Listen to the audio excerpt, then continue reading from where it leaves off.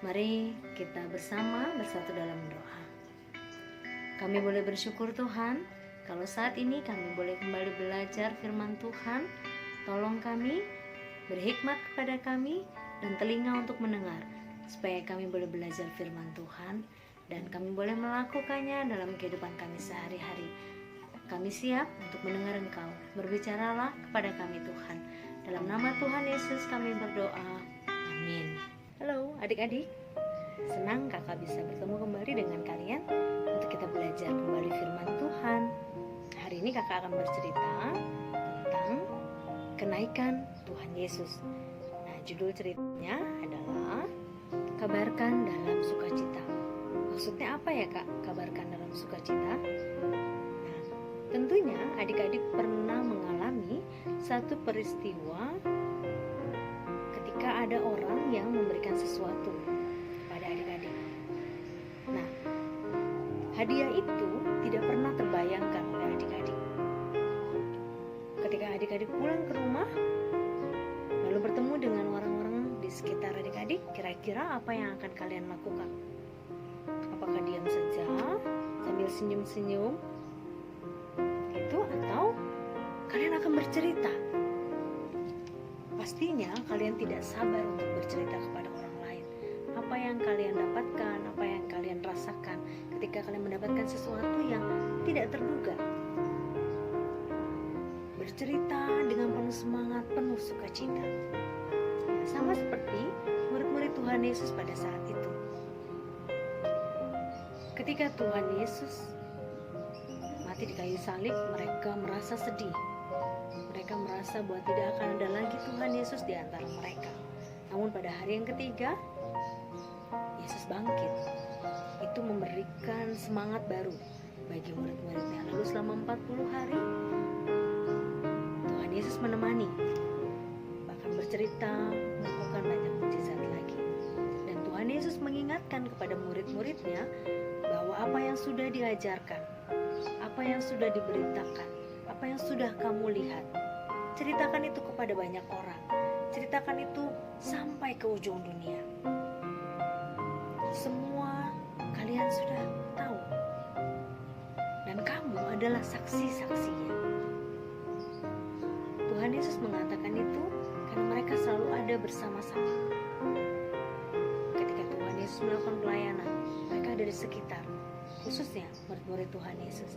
Tapi pada saat itu, ketika Tuhan Yesus mau naik ke surga, tidak hanya 12 orang yang ada di sana, tetapi ada ratusan orang. Dan mereka semua percaya kepada Tuhan Yesus. Setelah Tuhan Yesus berkata bahwa kamu akan menjadi saksiku,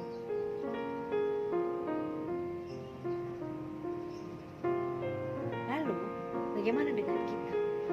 Apakah pesan itu hanya untuk murid-murid Tuhan Yesus saja? Tentunya tidak.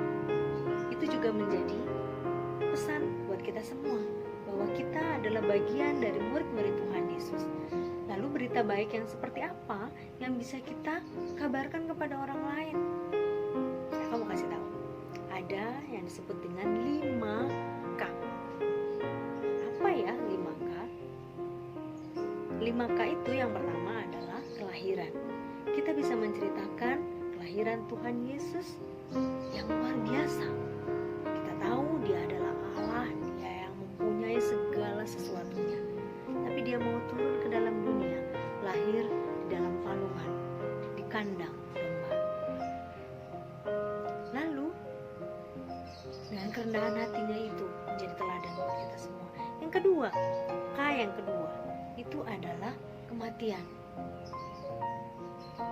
Yesus mau berkorban di atas kayu salib buat kita semua untuk menebus dosa kita semua yang seharusnya kita disalibkan, tapi dia mau menggantikan kita, mau membayar mahal dengan darahnya yang kudus. Lalu yang ketiga itu adalah kebangkitan. Setelah 3 hari Tuhan Yesus bangkit, mengalahkan maut.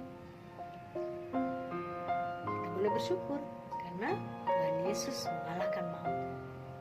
Lalu yang keempat, yang kita peringati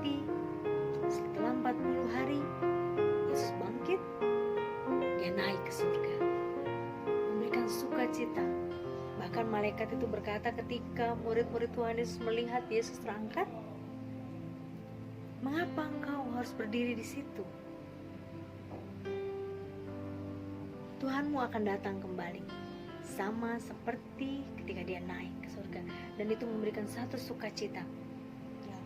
Jadi ketika pengalaman kenaikan Tuhan Yesus ke surga itu memberi satu pengalaman di dalam diri murid-murid Yesus bahwa ada satu pengharapan. Dan Tuhan menyediakan tempat buat kita semua ketika Tuhan Yesus naik ke surga. Lalu yang kelima apa ya? Kalian bisa tebak?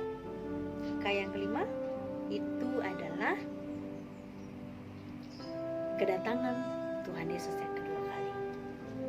Ya, kedatangan Yesus yang kedua kali tidak lagi dalam wujud manusia, tapi dia akan datang sebagai Raja. Wow, berita baik itu yang bisa kita ceritakan kepada orang-orang. Kita bisa bilang K5 about Jesus, K5 tentang Yesus. Wow, kita punya Tuhan yang hebat, kita punya Tuhan yang luar biasa. Ingat, sekali lagi kita adalah saksi-saksi Yesus. Tapi selain itu, apa ya yang bisa kita beritakan selain 5K tadi? Yaitu kehidupan kita. Kesaksian hidup kita itu jauh lebih berdampak bagi orang lain. Lalu bagaimana caranya, Kak? Kalau kita menjadi seorang siswa, contohnya, kita bisa menjadi seorang siswa atau murid yang baik, menolong orang lain, tidak malu untuk bertanya, kita selalu menjaga diri kita sesuai dengan aturan dan kebenaran firman Tuhan. Dan ada magic word yang harus selalu kita ingat. Tolong dan terima kasih, itu tidak boleh kita lupakan. Sebagai murid yang baik, kita mau memiliki hati yang mau untuk diajar. Lalu bagaimana jika kita menjadi seorang anak? Menjadi seorang anak ditunjukkan dengan kehidupan kita yang taat kepada orang tua. Ketika taat kepada orang tua, kita menyenangkan mereka, membahagiakan orang tua kita. Ketika orang tua bahagia, tentunya Allah juga disenangkan. Jadi, berita baik itu juga seluruh kehidupan kita, kesaksian kehidupan kita bagi banyak orang. Perkataan kita, perbuatan kita, sama seperti kehidupan Yesus yang memberikan dampak buat orang lain. Dan kita semua adalah pemimpin-pemimpin yang Tuhan ciptakan, yang Tuhan bentuk. Dan biarlah kehidupan kita boleh menjadi berkat buat banyak orang. Kita boleh bersyukur untuk itu semua. Nah, jadi ayat hafalan kita adalah di dalam Lukas pasal yang ke-24 ayat yang ke-48. Mari kita akan hafalkan ayat itu bersama, yaitu bahwa kamu adalah saksi dari semua ini. Sekali lagi ya, Lukas 24 ayat 48. Kamu adalah saksi dari semua ini. Nah, kiranya cerita ini boleh mengingatkan kita. Kita boleh bersyukur bahwa Tuhan kita, Tuhan yang selalu menepati janji, Tuhan yang tidak pernah meninggalkan kita. Walaupun dia sudah naik ke surga, tapi dia berpesan kepada kita bahwa tidak akan sekalipun dia meninggalkan kita. Mari kita berdoa.